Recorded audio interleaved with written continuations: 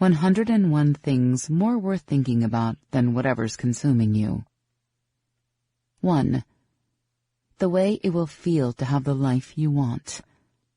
The place you'll live. The clothes you will wear. What you will buy at the supermarket. How much money you'll save. What work you'll be most proud to have done. What you'll do with your weekends. What color your sheets will be. What you'll take photos of. 2.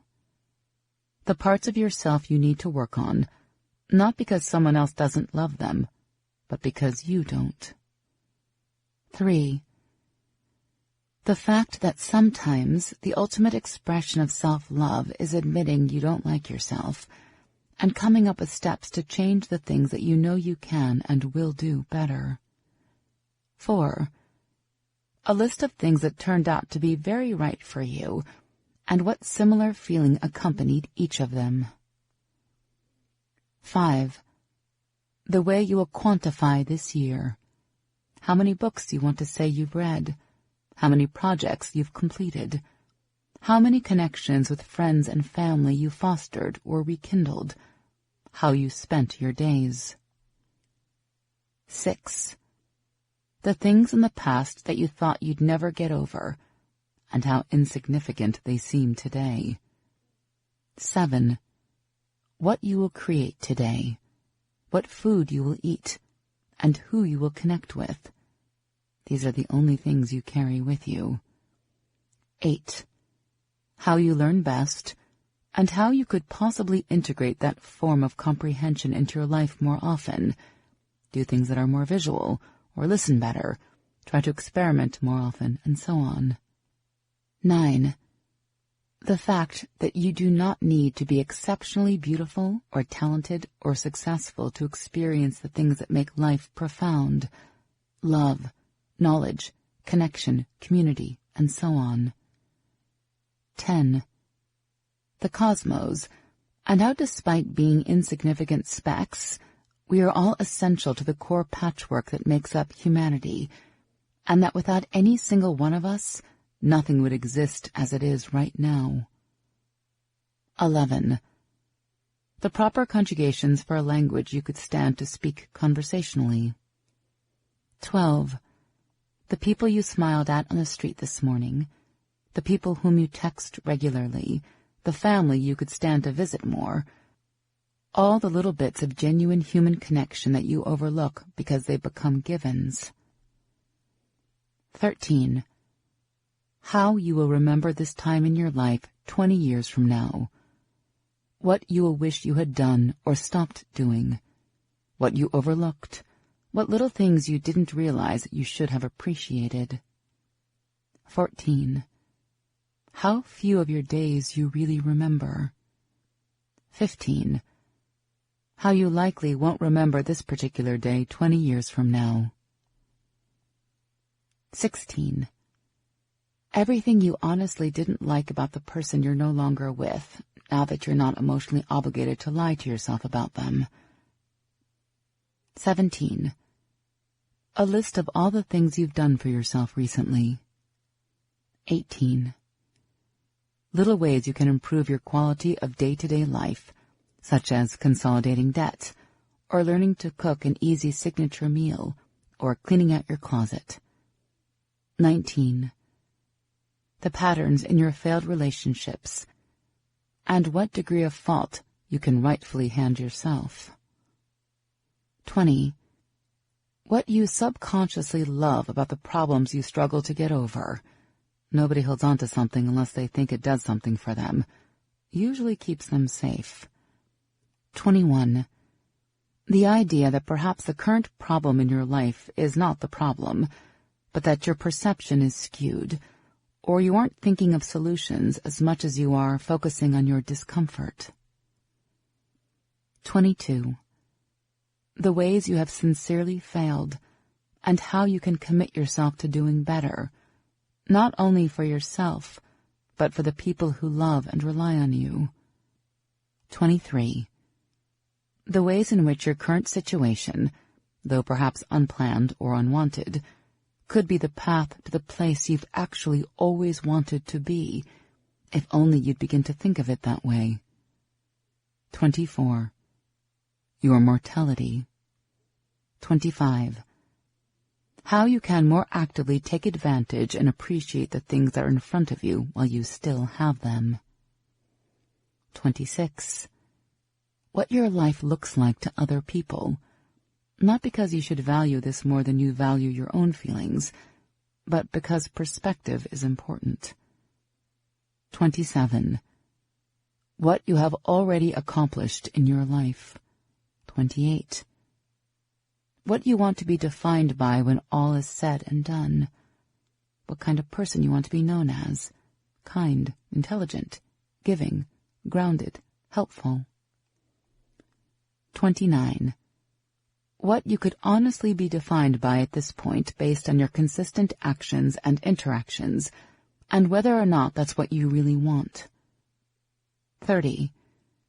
How your unconscious assumptions about what's true and real are shaping the way you think of reality. 31. What other options exist outside of your default way of thinking? What would be true if the things you assumed were not? 32. The details of whatever it is you're working on right now. 33. How you can possibly put more effort into said work that deserves your time and attention and energy more than whatever you become distracted by does. 34.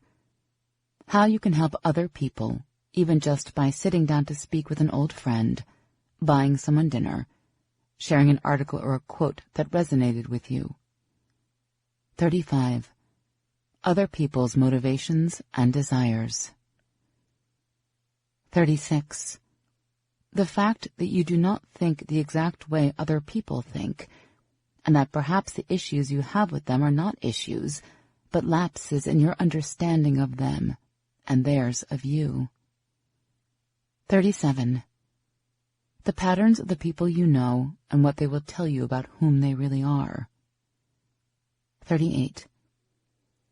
The fact that we assume people are as we imagine them, a compilation of the emotional experiences we've had with them, as opposed to the patterns they reveal to us in their behavior.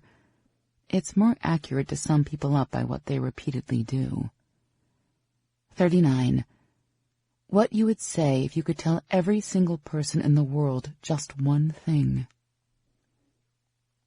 40. What you would say if you could tell your younger self just one thing. 41. The years of practice it takes to learn to play each instrument in your favorite song. The power and creativity it takes to simply come up with a melody. Forget a piece of music that moves you to your core. 42. Where your food comes from. 43. What your big objective is. If you don't know what you generally want to do with your precious, limited time here, you're not going to do much of anything at all. 44. What you'd put in one box if you had to move to the other side of the country and could only bring that. 45. Getting to inbox 0. 46. How much your pet loves you. 47. How you can adequately and healthfully allow yourself to feel and express pain when it comes up, as opposed to just freaking out and trying to get rid of it as fast as possible. 48. Plot twists. The complexity and contradictions of your favorite characters in your favorite books. 49. Who you would be happy to also live for, if your own desires and interests were no longer your sole priority.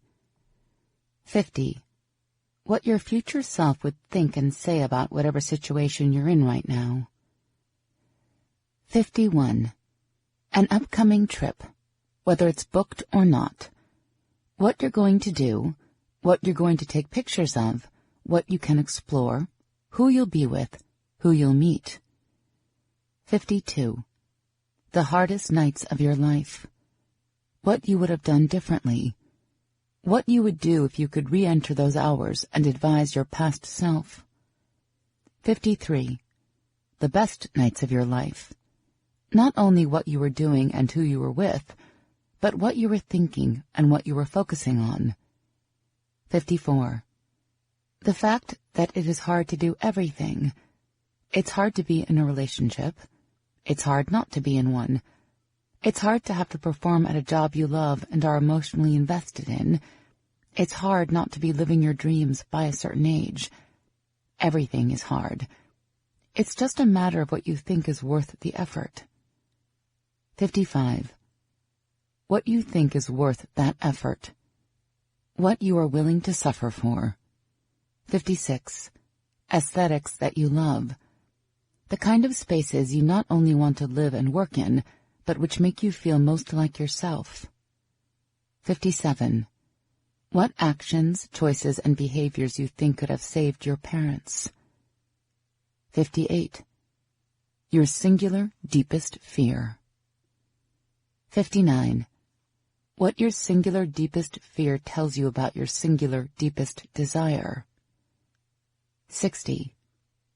The little wonders. The smell of rain when the windows are open in the summer. Your favorite t-shirt. Songs you loved as a kid. Your favorite food when you're hungry. 61. Your stories. The strange and simple and beautiful things you've experienced and how you can better share them with other people. 62. What you will be motivated by when fear is no longer an option. 63. What you're motivated to do when fear is no longer an option. 64. What enough means to you. What's enough money? Enough love? Enough productivity? Fulfillment is a product of knowing what enough is. Otherwise, you will be constantly seeking more. 65. Your dream moments. Having a birthday party in which all the people you love attend, or getting on a plane to Thailand, or losing the weight you've always wanted to, or being debt-free, or renovating a house. 66. What you'd do if you had $1,000 of extra disposable income each month. 67. What actions you could take to move yourself in the direction of the life you want. Where you could search for networking opportunities. What friends in neighboring cities you could visit and explore. How you could get out more. 68. The feeling of sun on your skin. 69. The smell of spring. 70. What you can do with your minutes, as opposed to your hours or days. 71. How much of your self-perception is built by culture, or expectations, or other people's opinions? 72. How much of your self-perception is sustained by culture, or expectations, or other people's opinions? 73. Who you are when nobody's around. 74. What you thought you'd be when you were younger, how the elements of that play into your life now. 75.